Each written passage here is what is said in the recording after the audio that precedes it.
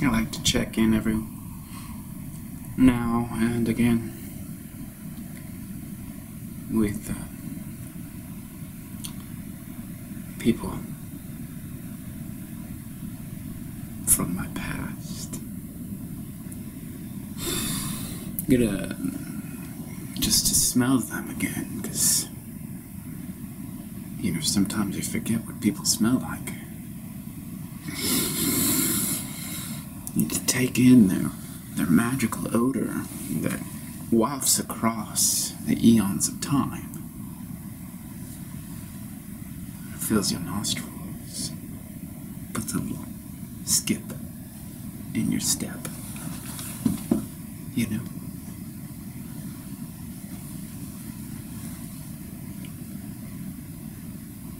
Checking in on people at times can be a little bit frightening for all the reactivations that happen. The things that you had put over there. You know what I mean?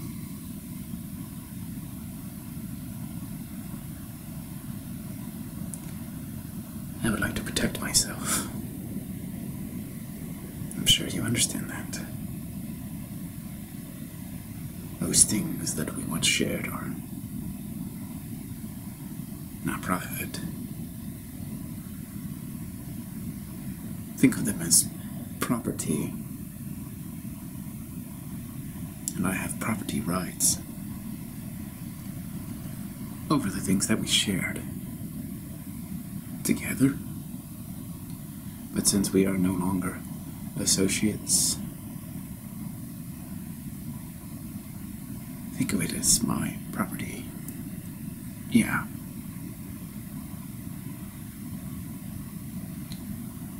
So you can see why I don't deal with those kind of guys anymore. He's very stiff, right? Starches all of his shirts, dry cleans them, all of that. Yes, of course I do. I need to be professional. It's just that what happened between us was for a moment not professional. Well, I don't care. I mean, to you, it's not professional. I don't care. I mean, it's irrelevant to me. I forgot about it. I didn't. Well, I did, so yes. But I'm concerned that you'll be flippant one day during a conversation with some random stranger and implicate me in a scheme. I don't... First of all, I'm not like that, honestly. And second of all, I mean, when I'm talking to people, anybody, friends, strangers, whoever, I'll be real with you. I don't think about you at all. I don't think about what transpired those years ago. But you might. And I need your solemn promise that you're not going to discuss what it is we agreed not to discuss back then. Why? I mean, I can agree to that. But that agreement doesn't mean anything to me. Like, you might be able to sleep a little bit better at night, but I mean, for me, it's just like, now I just feel like you're cramping my style. Like, now I've got this, like, in my brain. You know what I mean? Something that's just clamping and cramping. Now, I probably would say something to some random stranger, because here you are, coming up to me in the middle of the street, alleyway. It's dark.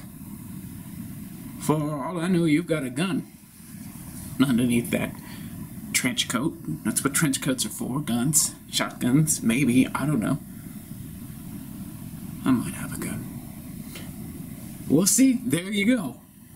See, there you go, man, because what happened to us years ago was something I wanted to bury in the past and forget about. And I did. There was no chances that I was going to actually bring that up in a conversation with anybody.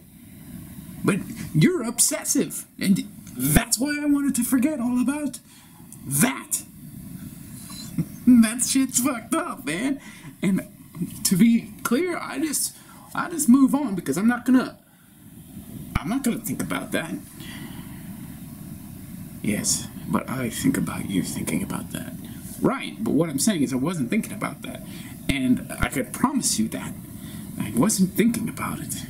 Oh, now you'll promise me that, but you won't promise not to talk about it ever again. Well, I'm saying that that's cramping my style. I need to feel free. But you agreed that you wouldn't talk about it anyways, so why is it a restraint to take a promise?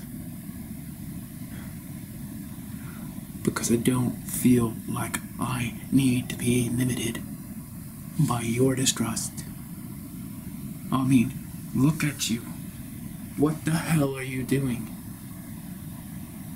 I mean, you look like someone from a film noir, like a mafioso, with your fedora and your trench coat, like you're about to escort me behind that dumpster over there and do away with me. That's not out of the question. Have you been tracking me all these years? Like, when did you decide to actually show up in person and intimidate me with this demand? Because I'll be clear again with you, I would rather die than walk around knowing that you're trailing me because you distrust me, because you think I'm going to be talking about some incident that we had between us years ago that I actually forgot about until you showed up with your trench coat and your fedora and your sawed-off shotgun. You know? But see, you're creating this. Now, let's say I got a promise to make. I'm going to promise, because I don't want to get my balls shot off by Mr. fucking Fedora. And then you're going to go your way, and I'm going to go my way. And then I'm going to feel like I'm going to talk about this now. Right? And you're so fucking insecure. Excuse me? You're fucking insecure. I'm not insecure. I am just covering my bases and covering my tracks. No, man. Because what happens is the lifestyle that you live, that lifestyle is so fucked it makes you paranoid. Man, it makes you paranoid. How many other people are you tracking down in these alleyways, in your fedora and your trench coat and your sawed-off shotgun, and intimidating the shit out of them and making them swear solemn oaths not to talk about incidences years ago? How many of us? There's gotta probably be dozens of us. Because you're creepy. You're creepy. You're Mr. Creepy. I'm not creepy. Yeah, you're creepy. I'm not creepy. And you're creepy. What happened years ago? That shit was creepy. That was some creepy shit. Creepy ass fuck. Okay? And now, here you are again, doing the same creepy shit. You're a creeper. You're a creeper. And here's the thing.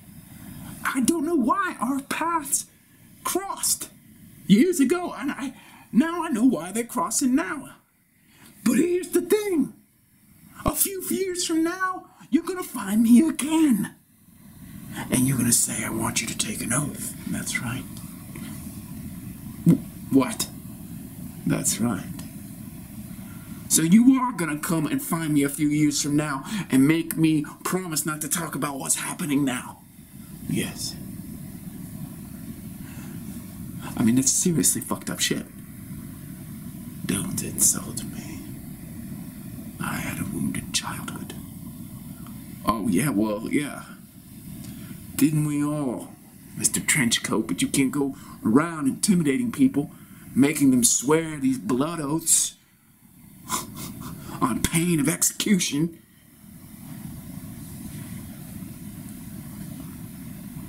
How many people are you doing this to? Quite a few. Yeah. How many? A lot. As in,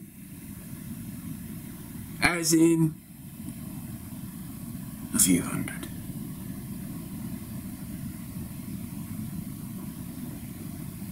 God, man. You're a mess. So what are you, independently wealthy? You're like a trust fund, baby, because there's no way that you could track a few hundred people. You have to constantly keep dibs on them wherever they are and then accost them. And by the time you find all these people, a few hundred, a few years have gone by, so you gotta go back to the beginning of the list. That is correct. But oh, you want to just break that cycle, man? Like, you can get help. There are therapists for this. There is no therapist for this. This is justice. How? Okay, buddy. You watch a lot of movies, I can tell. You watch a lot of movies like Scarface and Casino and Carlito's Way and Goodfellas. I mean, that's what you do. I get it. I know that's what you do. Because you look the part. Untouchables, you know, all of this stuff. Road to Perdition. But that's not the way. I mean, look around you, bro. Look around you. I mean, this isn't the beginning of Batman where, you know, Bruce Wayne's dad and mom are in the alleyway and get gunned down and clutching the pearls and all that. It's not what this is anymore. That's in the movies. The movies. Yeah, man. movies, you know? It's like you got Martin Scorsese on the brain all the time, right? Brian De Palma, all these cats, you know? Francis Ford Coppola. It's like you're stuck in Godfather repeat forever. You need to chill out. You don't need to be tracking a few hundred people with a shotgun, asking them to promise not to talk about something, and then what is that? Like, I know what happened with us. Did the same thing happen with those people? I mean, it was just a sandwich, brother. It's just a sandwich.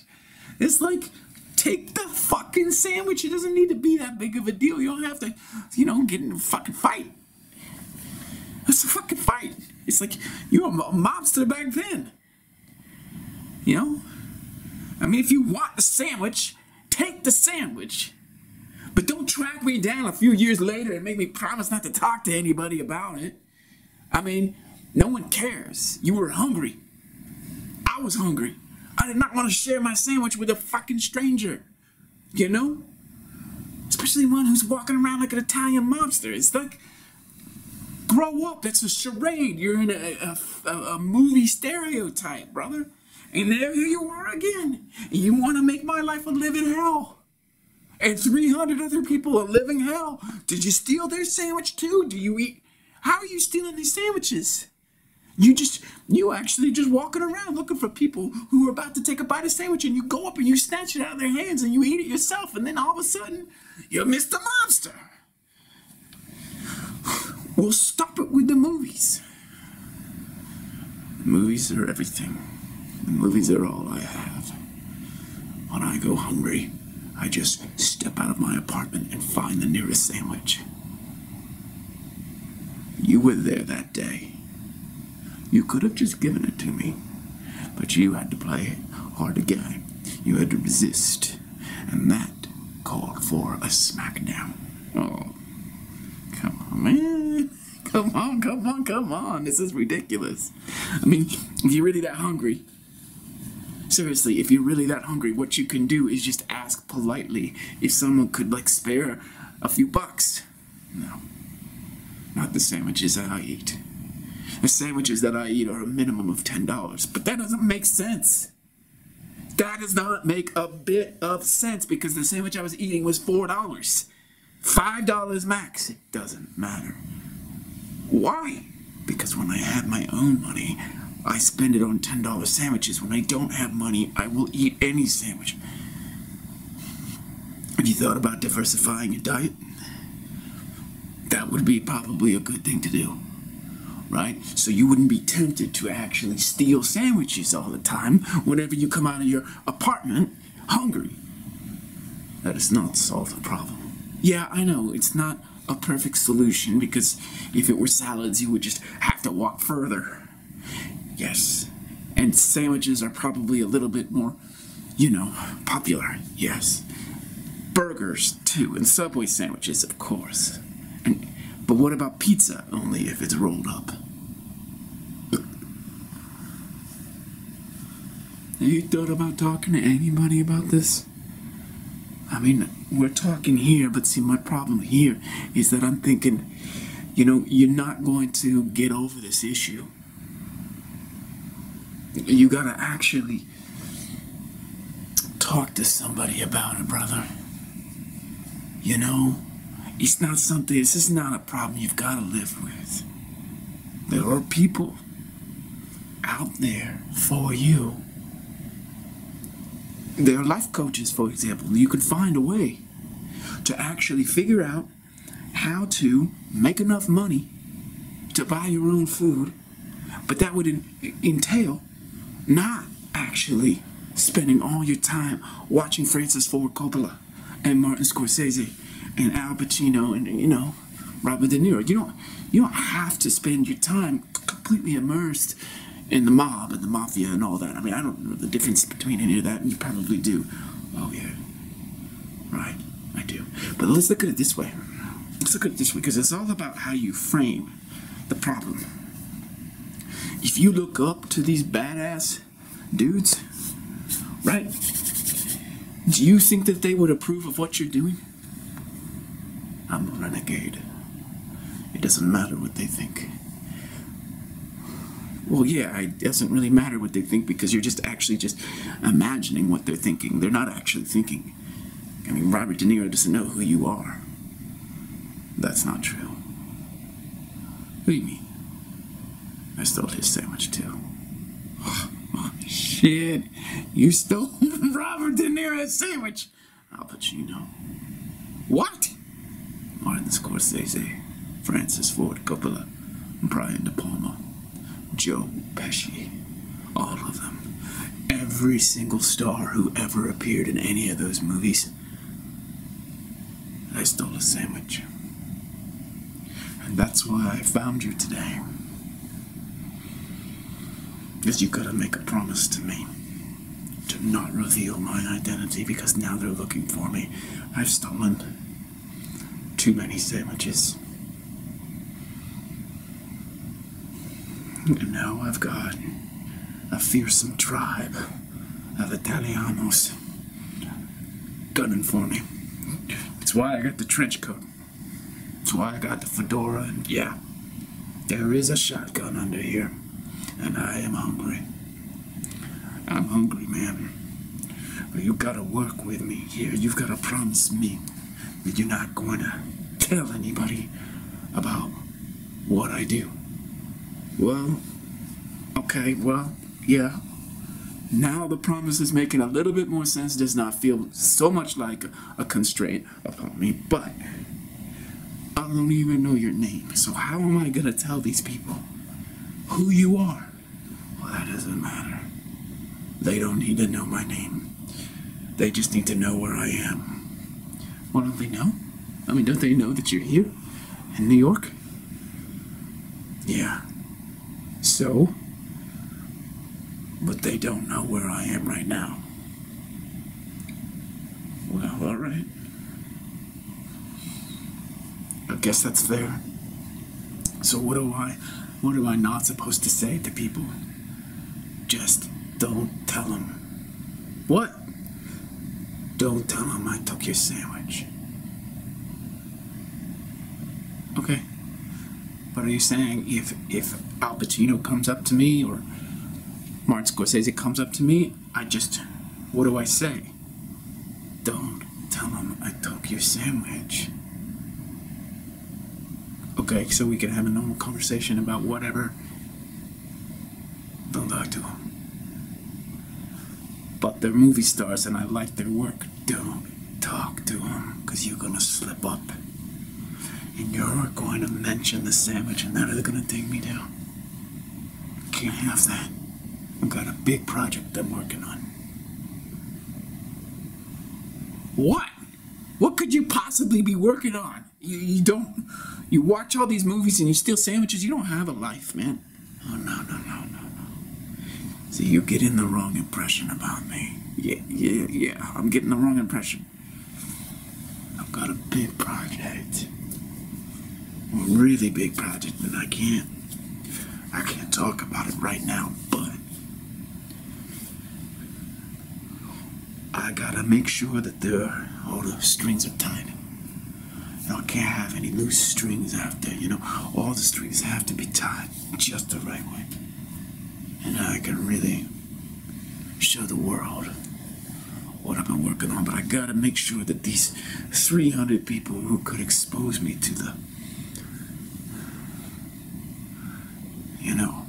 some big guys.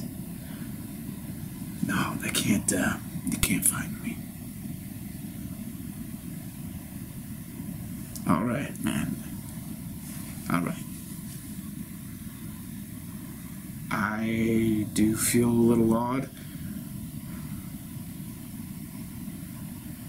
making a promise like this, but I do believe in your potential because you are probably the weirdest dude I've ever seen. And whatever you're up to is probably the weirdest thing I've ever heard of. So I'm not going to tell Al Pacino that you stole my sandwich, because then he's going to connect the dots and then he's going to put me under the thumb and get me to squeal and give up the goods. That I know what you look like and what you're up to, and that you're working on a project that's bigger than any of these people could possibly conceive. That's right, man. So now you get it. Now I got your word and I can leave you alone. But I do want to tell you something before I go. Before I go, I'm going to be seeing you again a few years from now. We're going to be talking about tonight. I don't want you to be alarmed.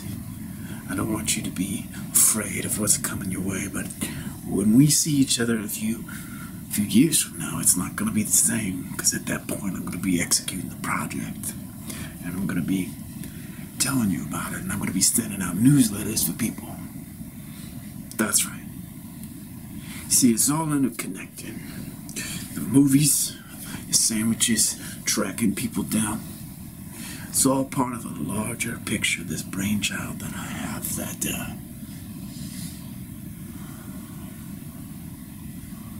I'm not prepared to talk about just yet, you know. Just under wraps, because, time is running out, you know. Time is running out. And if you prematurely divulge what you're working on, you know,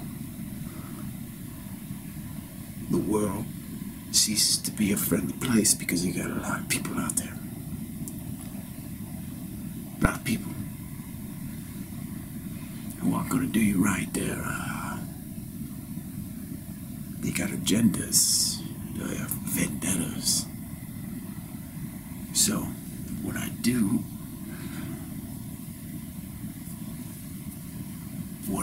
is I got this plan, you see. I could tell you a little bit about it, but you gotta keep it under wraps. All right, man. I promise I'll keep it under wraps. All right, I can tell you, but you gotta promise me not to tell anybody. Okay.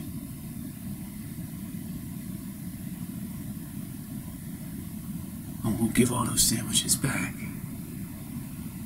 'cause I can't sleep at night. And then I gotta find everybody. And I gotta remember the exact sandwich that I stole and give it back to them in time, without the sandwich going bad, and without the people being afraid of me when I come up and approach them and apologize, because I regret what I did to you.